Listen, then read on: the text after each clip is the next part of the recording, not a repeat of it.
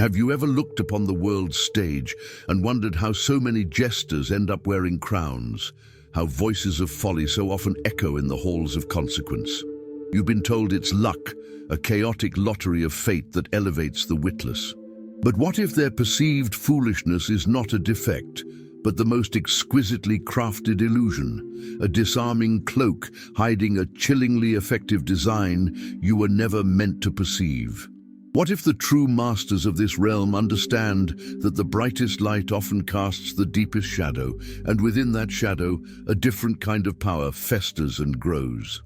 We are conditioned to seek wisdom in the pronouncements of the wise, strength in the actions of the strong. Yet observe how often the intricate plans of clever men are undone by the seemingly blundering steps of those they dismiss. Could it be that the very foundation of what you believe about merit and ascent is a carefully constructed lie? Is there a terrifying simplicity to dominion that the overly analytical mind simply cannot grasp, a brutal truth that states the emperor's new clothes are, in fact, often the most effective attire for rule, precisely because so few dare to point out the naked ambition beneath? The air crackles with this unspoken reality, doesn't it? A quiet hum of unease beneath the surface of your everyday assumptions. You feel it when you see incompetence rewarded, when shallow words sway the multitudes while reasoned arguments fall on deaf ears. What if this isn't an aberration, but the relentless turning of a hidden wheel, a mechanism powered not by virtue, but by an acute understanding of human frailty? Are you prepared to confront the notion that the game of power has rules deliberately obscured from you, rules that favor not the most capable, but the most strategically unencumbered? For centuries, those who truly grasp the levers of control have known that men are more easily led by their appetites and their fears than by their intellect. What if these fools are not fools at all, but mirrors reflecting our own exploitable desires, our own comfortable delusions? What if their very public stumbles are a calculated ballet, designed to make you lower your guard, to make you underestimate the hand that is, even now, subtly guiding your choices, shaping your reality, all while you believe you are witnessing mere chance? The secret reason is not a comforting one.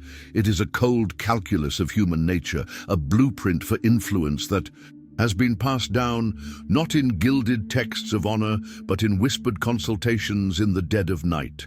To understand it is to see the strings, and to see the strings is to forever change how you view the dance. Before we pull back this final curtain, what is one instance where you've seen apparent foolishness triumph, leaving you to question everything? Share your unsettling observation in the comments below. Let us begin to piece together this shadowed puzzle.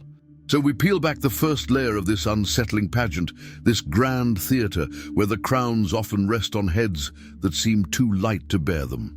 You've been conditioned to see it as an error, a glitch in the grand design. But what if the error is in your perception, not in the outcome? Consider that this apparent simplicity, this almost childlike veneer, is not an absence of depth, but a meticulously crafted void, designed to draw in your assumptions, your pity, even your contempt, leaving you utterly disarmed. For who truly guards against the jester, the one whose very presence promises harmless folly, whose laughter seems to carry no ambition? Imagine the mind as a fortress, its gates manned by reason, its walls fortified by experience. The wise man, the strategist, the scholar, they announce their approach with trumpets of logic, with the heavy siege engines of argument. But the one who wears the mask of the fool, he saunters through an unguarded side gate, whistling a tune, his apparent emptiness bypassing every alarm. He does not seek to conquer your intellect, but to sidestep it entirely, to appeal to something older, something more primal within you, that finds a strange comfort in the uncomplicated, a relief in the face of supposed idiocy. Think of the sheer weight of the world, the crushing complexity of its endless problems. Then a figure appears, offering not intricate solutions, but a simple shrug, a disarming grin, a narrative so devoid of nuance it feels like a balm to an overtaxed mind. Is it not a human tendency to seek solace in the easily digestible, to grasp for the narrative that demands the least of us? This is not mere chance. It is an intuitive understanding of your weariness, a silent promise that with them things will not be so demanding. And what of those who parade their understanding, their intricate grasp of policy, their careful words? Do they not, by their very nature, often highlight the chasm between their perception and yours, making you feel the sting of your own limitations? The fool, in his blissful ignorance, does the opposite. He creates an illusion of commonality, a sense that he is one of us, precisely because his apparent intellectual landscape seems so familiar, so unthreatening. This is a subtle seduction, the allure of the valley after the strain of the mountain peak. Thus, the first secret begins to unfurl, the profound power of being perpetually underestimated. While others are watched, analyzed, their every move scrutinized, the one cloaked in foolishness moves through the corridors of influence like a ghost, his intentions unexamined, his potential for disruption utterly ignored. He amasses his peculiar strength in the blind spots of your judgment, nourished by your dismissal, growing potent in the shadows of your certainty that he is, after all, just a fool. Now, let us wade deeper into these murky waters, into the unseen currents of human desire that these figures so expertly navigate. For it is not enough to simply appear harmless, one must also resonate with the hidden vibrations of the collective soul. Do you not feel, at times, a weariness with relentless competence, a yearning for a spectacle, for a touch of the unpredictable that breaks the monotony of calculated actions? The fool on the throne is, in many ways, the ultimate entertainer, his reign a constant performance that distracts from the often grim mechanics of true governance. Consider the subtle poison of vanity, a flaw so deeply etched into the human heart. The fool often acts as a distorted mirror, reflecting back not your flaws, but an exaggerated version of common desires, making them seem grander, more validated.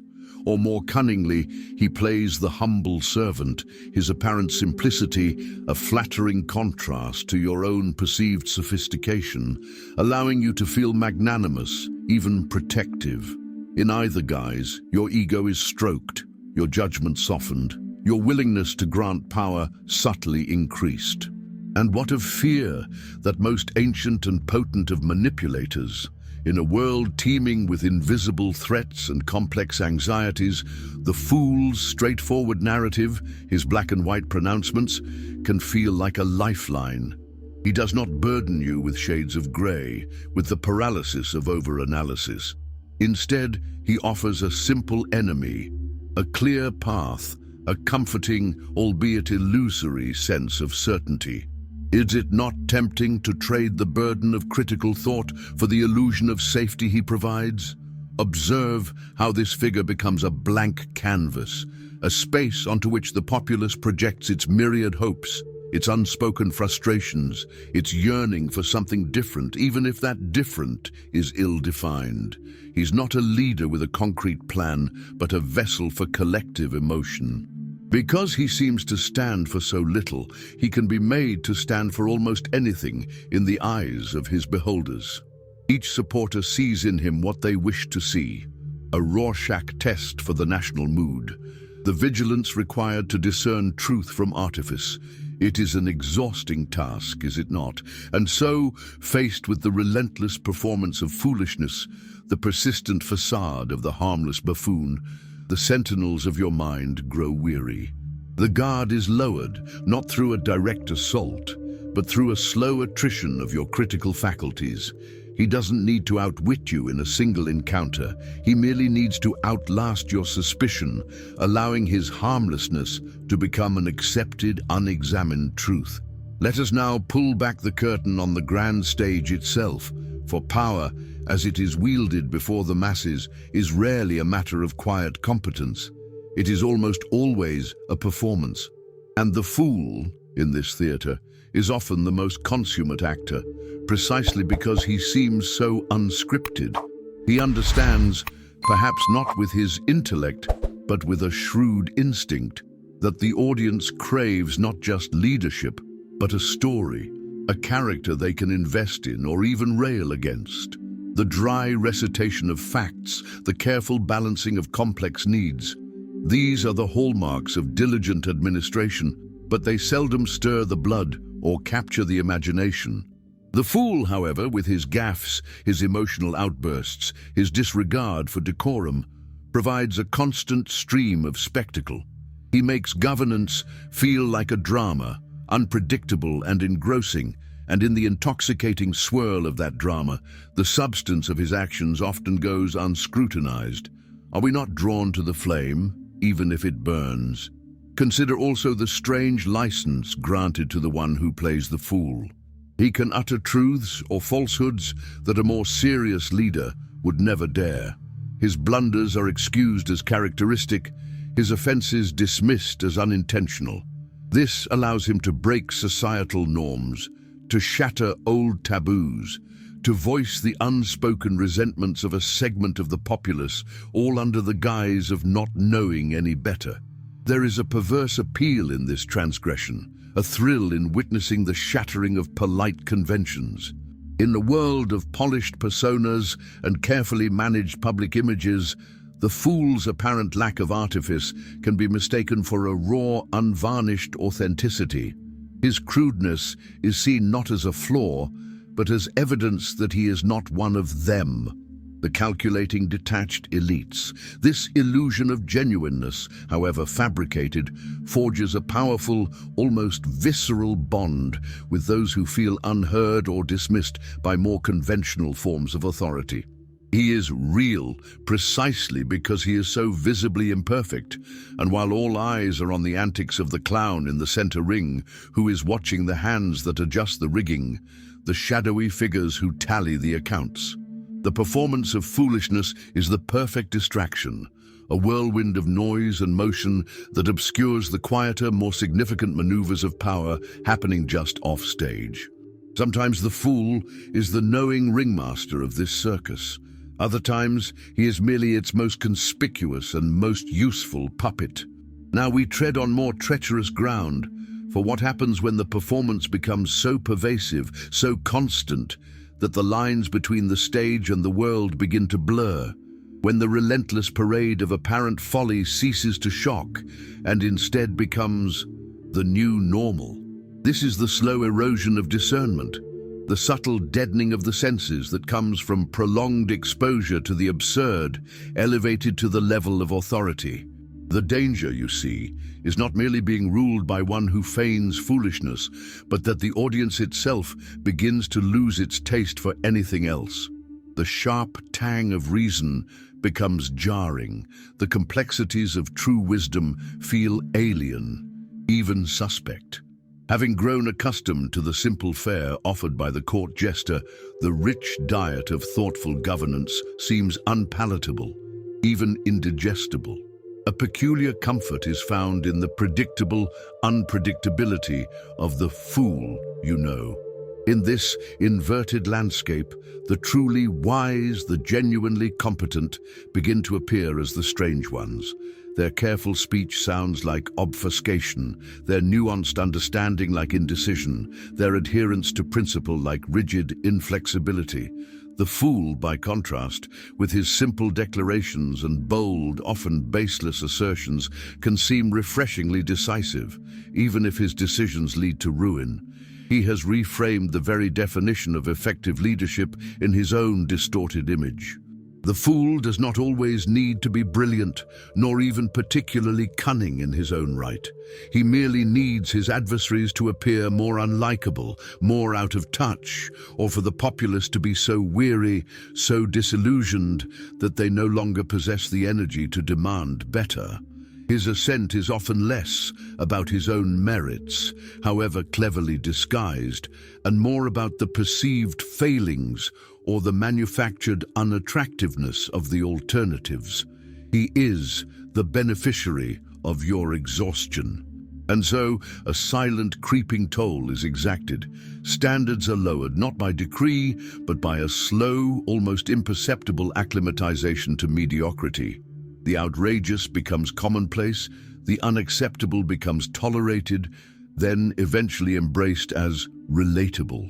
This is perhaps the most insidious victory of the fool in power. Not just the capture of the throne, but the capture of the collective imagination, reshaping it to celebrate the very deficiencies that once would have disqualified him. Look now beyond the immediate spectacle and you will see that this is not some new, unprecedented madness. Cast your gaze back through the shadowed corridors of history and you will find this archetype, this unsettling figure of the fool who grasps the scepter, recurring with an almost predictable rhythm. The names change, the costumes are different, but the essence of the drama remains eerily familiar. Is this a lesson humanity is doomed to forever relearn? There is a cycle to these things, is there not?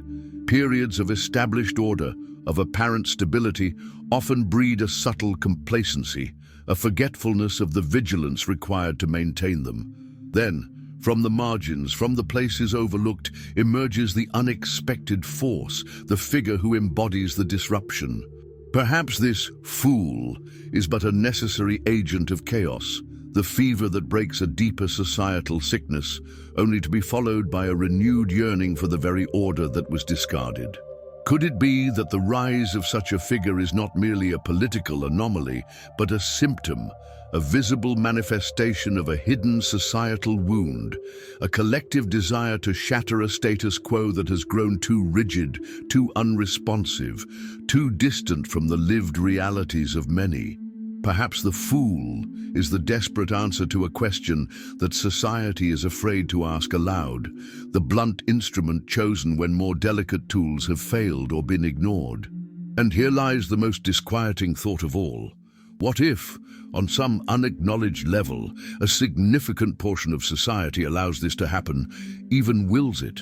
Not out of ignorance alone, but out of a complex brew of resentment, a yearning for simplification, a mischievous desire to see the high and mighty toppled, even if the agent of that toppling is patently flawed.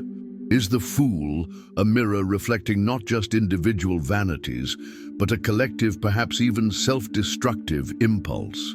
Ultimately, we must ask, are these figures truly the architects of their improbable ascents, the conscious masters of this dark craft? Or are they perhaps merely the most visible conduits, the chosen instruments of larger, more impersonal forces that shape human destiny, forces that care little for wisdom or folly, only for the endless cyclical game of power itself, utilizing whatever character is best suited to the current act of the play? The stage is set, the audience captivated, but who or what is truly writing the script?